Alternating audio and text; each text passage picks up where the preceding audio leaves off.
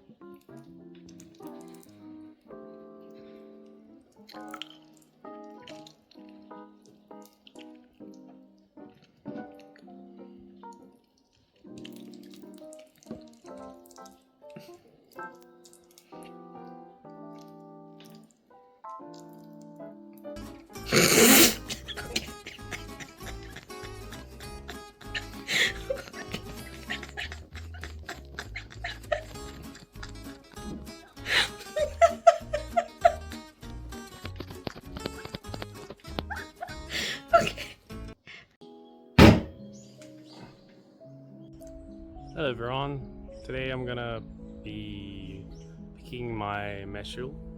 It's a Korean plum, and I'm gonna be making the drink called Maeshil from the seed. So, alright, so this is what I'm picking today.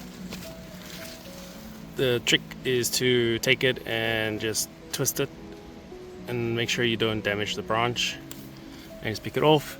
And it's got this little seed there that we're gonna pop out later. And then we're just collecting these.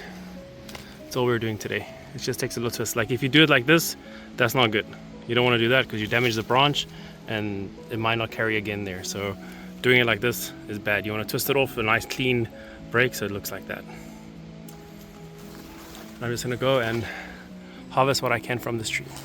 So what I've done is I've harvested about close to, from my trees, about close to 10 kilograms of Meshil, which is not as much as I was hoping, but it's a decent amount.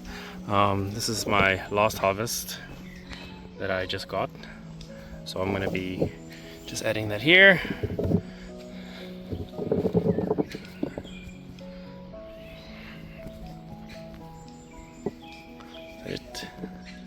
Alright, that's all of them.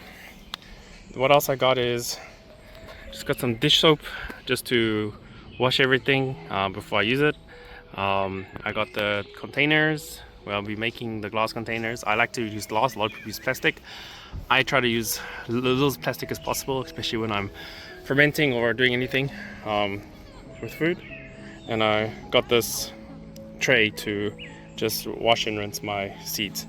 So the first thing that I'm going to be doing is just gonna do a light inspection, but this little part here, need to take that out. So that little black thing there, gotta take it out and just check if it's like this, then probably can't use this one. So we're just gonna put that one side. So this one is better, that's okay. I'm not gonna worry too much about that. And then just take out this piece there. So you focus, yeah, take it out. And then I'm gonna just do this whole tray. And then once it's done, I just chuck it in there to wash later. My first experience of Meshil is I was visiting my then girlfriend, now wife, in Korea, and it was over New Year's. And it was very cold outside, so we didn't really go out too much because I think it was like -15. So what we did was we're both into StarCraft, and we're just chilling in like an office style like that we rented, and we're playing StarCraft and drinking makgeolli over like the December period. And the one night I really got into the makgeolli. I think I had about like 4 or 5 bottles by myself, maybe even probably even more. I don't even remember. And what happened was I woke up and I was like so hungover, and I had such bad like indigestion from, I think we went to go eat at one of those barbecue restaurants, so I completely overate. I drank some mixed soju, mokoli, and then we were playing StarCraft until like the wee hours of the morning. So when I went to go raid the fridge for something to drink, I opened the fridge and there was this big jar of like liquid.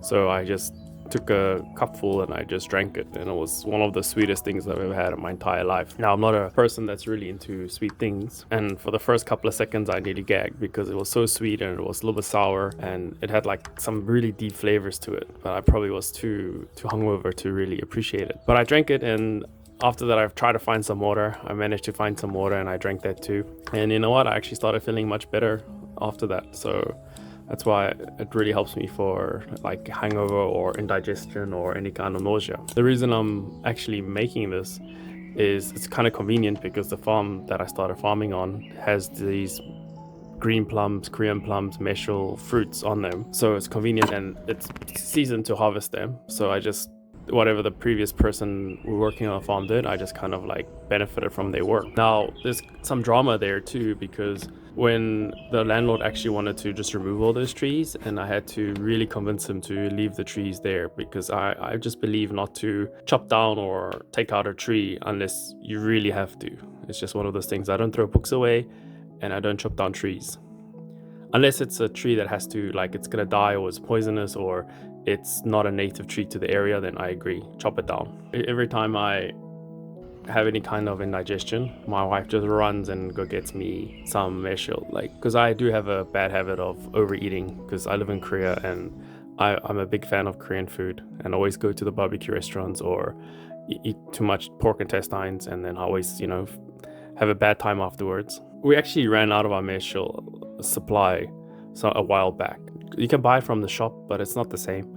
It's made in a factory. So I thought it was a good opportunity to make it. But as it turns out, it's actually the first time I'm making Meshil, and quite a experience. Now, usually it's not something I would make, because if you had to buy the jars, those jars aren't cheap because they're made out of glass and it's expensive. The actual one box I went to go check is about like $30-40, like a 10 kilogram box, maybe a little bit more, maybe a little less. So it's expensive to buy it.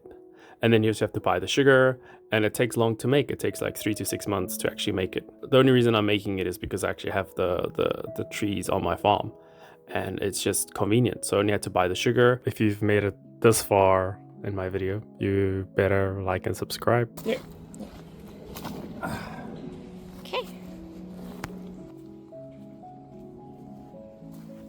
Look, already she's ready for harvest. Look, they did so well.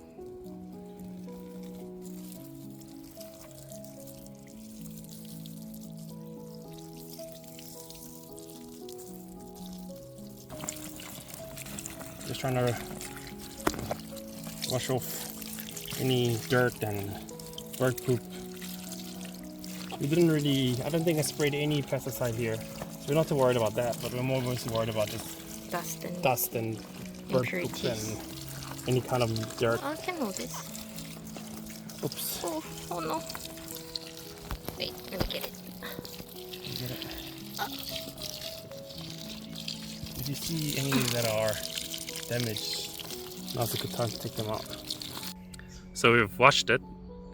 Now all we're doing is we're just gonna let it sun dry a bit, and then in a few hours we're all, hey, nice butterfly, we're gonna put it in the bottle to ferment. But it's very important that it's super dry. I might just take a paper towel and also just make sure I dry everything after a while, and then now and then I'm just gonna turn it a bit so that we can make sure we get all the, oh, that's scary, we just get rid of all the water. Oh, look at the proud mama. It all came from this, a lot of it came from this tree, and that tree over there, and those trees over there. Okay. A few moments later.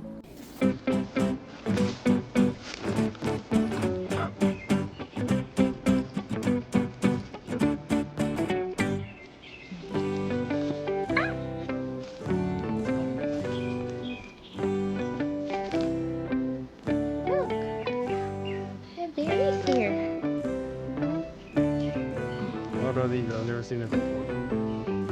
I'll show you. What did you make from this? They're tasty? They're sour? So last you saw me tasting, you said it's sour. 여보 냉동. 아버지 먹어. Only the red ones or orange ones? Okay. red. It's not red. There's some red ones up there.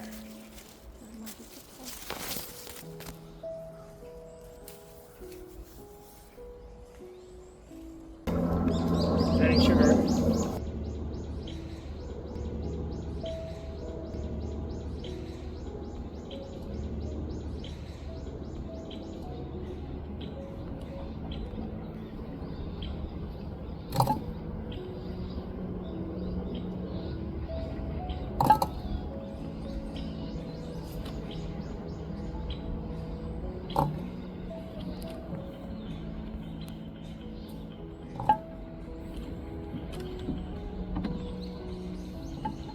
That's fine.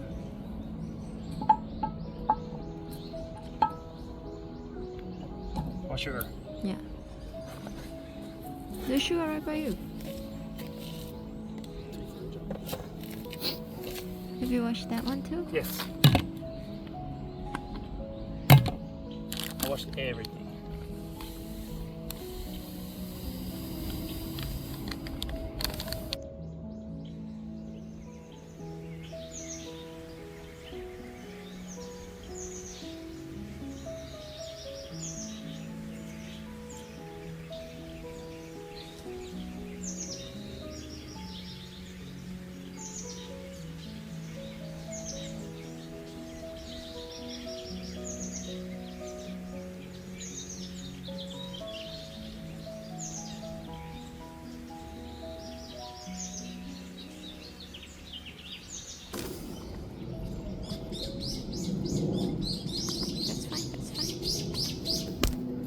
Well, Meshil or new jar? That's fine. New jar.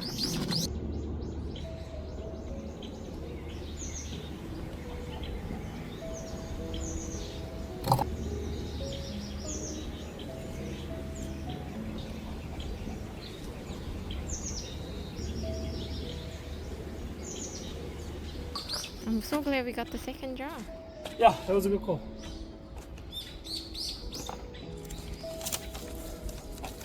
But do you see what I mean? The jar you got here is was the smallest you could find. Yeah. I thought it was a big jar, you know? You thought it was a big jar? Yeah, it's big! I don't think I've ever seen such a big glass jar in my life. It's only a 10-liter jar. It's 12. The new one we got is 12. No, it's 18. Is it? Yeah. Goodness, it's too small.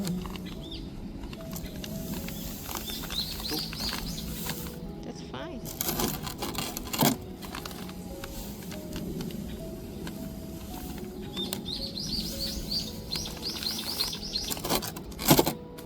So now add some more here.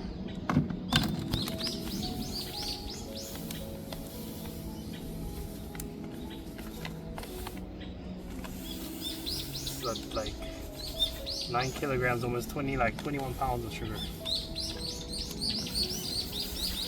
Other side? Huh?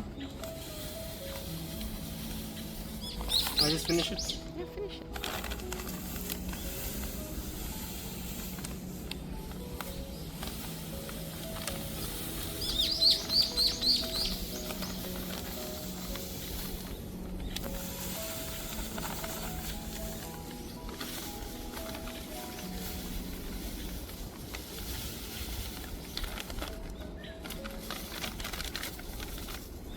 Well, we might have to bring them home because Yeah. Can't leave them here. yeah, the ants will share this with us. You alright, Eva? Hmm? Well done. Well done.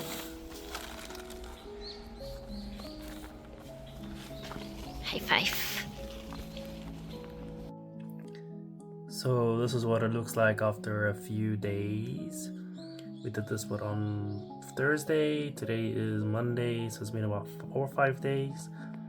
The sugar has settled to the bottom. there's actually some liquid. What I do every couple of days, I just turn them a bit, I roll them on the floor, and this should be good in a while. I'll check in about another few days to see if there's anything happening. And it smells a little funky, like a little alcohol-y, but I wouldn't say it really smells like strong fermentation is happening here. The lids are on just enough so that it can just burp itself if it needs to, so it's not sealed. This is in a well-ventilated room where I keep the windows open all day. Thank you for watching, and if you enjoyed this, you can check out any of the other videos on my channel or any of my shorts.